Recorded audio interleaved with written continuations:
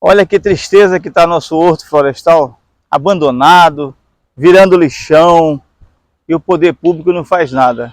Isso é um absurdo. Esse horto era um lugar tão bonito, ainda é bonito, bem arborizado, sombreado, vários eventos são feitos aqui. Tinha o seu Madruga, que cuidava muito bem daqui, por causa de questões políticas, saiu daqui.